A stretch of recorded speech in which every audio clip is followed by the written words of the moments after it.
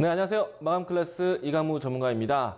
자, 오늘 코스피와 코스닥의 시장 차이가 좀 있었습니다. 지수가 어떻게 보면 장 초반 때 모두 다 하락하는 모습이었는데 분명히 시장에 대한 갈림길이 나타냈고요. 그 갈림길에 대해서 시장에 확연하게 보여준 거는 코스피에서의 IT, 전기전자, 반도체고요. 코스닥의 제약바이오는 어렵다는 거였습니다. 자, 시장의 양극화가 나타나게 된 거는 결국에는 우리가 집중해야 되는 섹터는 따로 있다는 것인데요. 오늘 마감 클래스를 통해서 다시 한번 집중해야 되는 내용들 건네드리도록 하겠습니다. 자, 내용 보도록 하죠. 자, 오늘 코스닥이 외국인과 기관의 동반 매도세가 나왔는데요. 이거는 사실 잘 보셔야 됩니다. 제가 HTS 하나 보여드리도록 하겠습니다. 자, 우선은 왼편에 코스피하고요. 이 코스닥의 지수 차이를 좀 보여드리도록 하겠는데, 왼편에 보시는 거는 코스피의 모습입니다. 사실 코스피, 코스닥 양시장이 장 초반 때 오전장 같은 경우에는 동반 하락세를 보였지만은, 사실 지수에 대한 급 반전세가 나타났습니다. 코스피 쪽에서의 반등을 일으켰고, 코스닥은 그 반전을 만들지 못한 채 추가적인 하락을 했는데요. 자, 이 시장에 대해서 선택을 한다면요. 지금 왼쪽, 그러니까 코스피처럼 매매를 하셔야 됩니다. 코스피가 올라오게 된 계기는요. SK하이닉스, 삼성전자가 반등을 하면서, 반도체가 반등을 하면서 지수를 방어를 해줬고요. 그리고 오른쪽에 코스닥의 지수 하락은요. 제약바이오 섹터가 추가적인 하락을 하면서 지수를 이끌어 내렸습니다. 자, 결국에는 코스피와 코스닥의 시장의 차이는 아니라 반도체냐 제약바이오 섹터냐. 그러면 지금 정말 많이 떨어져서 계속 땅굴을 파고 있는 제약바이오 섹터를 볼 것이냐, 지수의 방어 역할을 하면서 또 움직임이 컸었던 반도체를 또 볼 것이냐. 반도체에 집중하자는 이야기를 지금 이 자리에서 매일매일 하고 있습니다. 오늘도 결국엔 반도체입니다. 자, 오늘 다시 한번 또 텍스트 파일로 넘어가 보도록 하겠는데요. 자, SK하이닉스에 대한 선전이 상당히 컸습니다. 이재용 부회장이요, 주말 동안에 이 일본의 규제 속에 있었던 세 가지 품목에 대해서 긴급 수혈을 해왔다라고 이야기를 해왔었죠. 이 때문에 오늘 장에서는 반도체로 시작해서 반도체로 보셔야 된다라고 아침에도 이야기를 들어왔어요. 자, 우선은 SK하이닉스의 그 반등이 가장 컸었는데요. 반도체 공급 조절 효과, 이것은 무엇이냐면은 일본의 규제로 인해서 전 세계에서 가장 수급을 반도체 점유율이 큰 우리나라에게 타격을 준다면은 전 세계 반도체에 공급에 문제가 생기고요. 그동안에 사실 공급 과잉으로 해서 반도체 가격이 안 좋았는데 공급에 대한 차질이 생겨서 반도체 가격 상승까지 만들어져서 그러면 SK하이닉스, 삼성전자 모두에게 수혜가 되는데 특히나 SK하이닉스를 더 보자는 이유는 낸드 플래시 쪽에 비중이 더 크기 때문에 최근에 낸드 플래시 가격이 반등한다. SK하이닉스에 대한 실적이 바뀐다라고 말씀을 드렸었죠. 자, 우선 SK하이닉스는요, 오늘 아침에 이 삼성 대비해서 추가적인 조정 출발했다가 그런데 반등하면서 추가적인 상승을 했습니다. 자, 자리 한번 보도록 하죠. 제가 매일매일 SK하이닉스에 대한 주가 차트를 체크를 해드리고 있는데, 자, 지금도 사도 되느냐?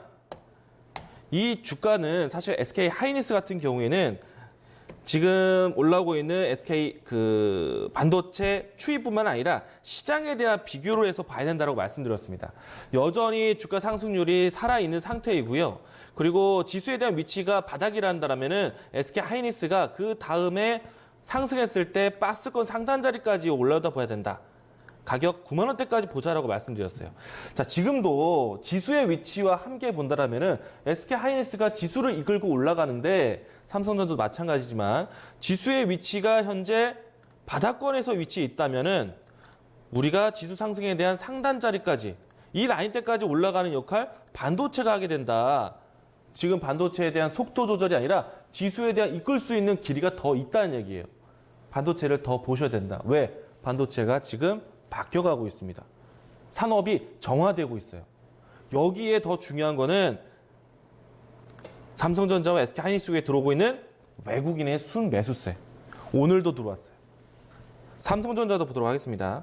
삼성전자는 지난주까지도 큰 강한 매수세였는데 오늘 자리에서 또 들어왔어요. 이렇게 반도체에 힘을 주고 있습니다. 다만 SK하이닉스가 좀 더 실적에 대한 전환이 빠를 것이다. SK하이닉스를 보자. 오늘도 늦지 않았다.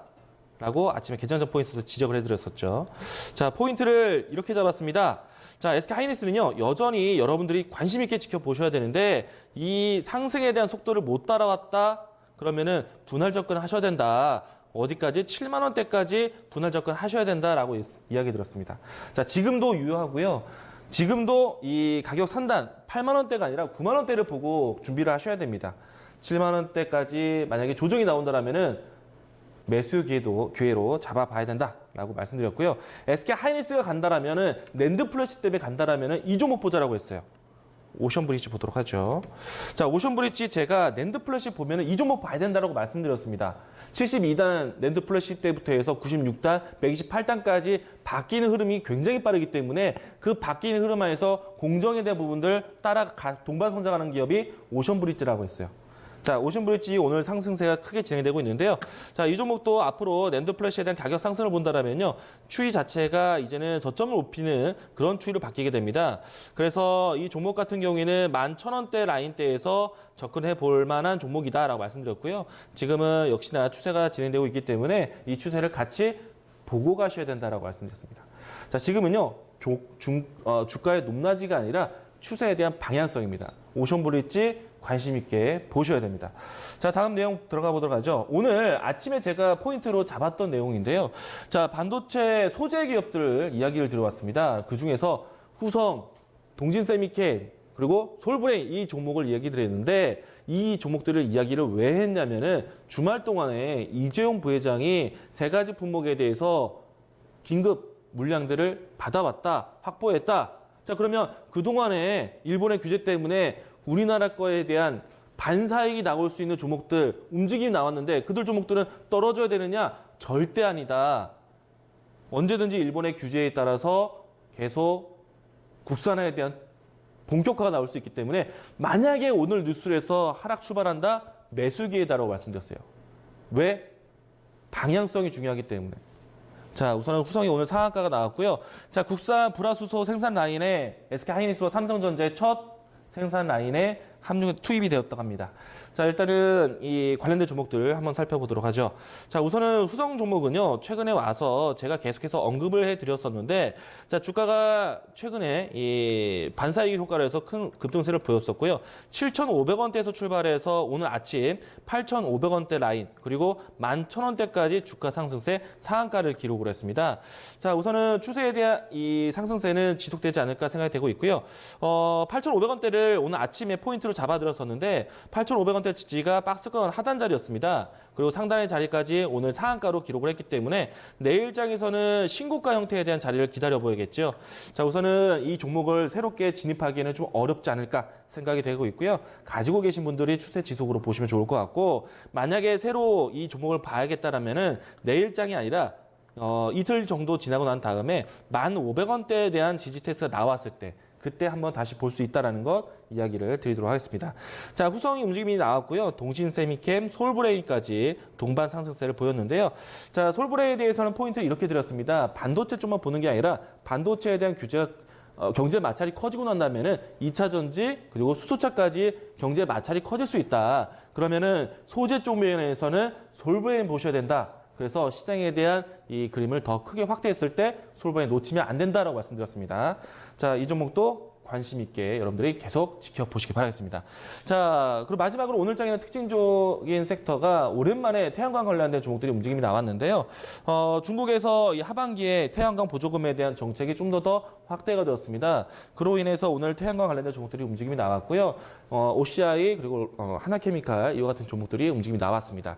우선은 태양광 종목들이 바닥을 좀 확인하는 과정이다라고 생각되고 있고요. 다만 이 보조금에 대한 형태가 큰 폭의 확대는 아니었기 때문에 상승에 대한 제한성이 나타날 수 있습니다. 그래서 가지고 있었던 분들은 조금 더 이 저점을 지지하는 모습으로 해서 보유 의견을 드리도록 하겠는데, 신규 접근하기에는 조금 아직까지는 확대 시장은 아니다라는 점 얘기 드리도록 하겠습니다. 일단 오늘 특징 종목으로 얘기 드리도록 하겠고요.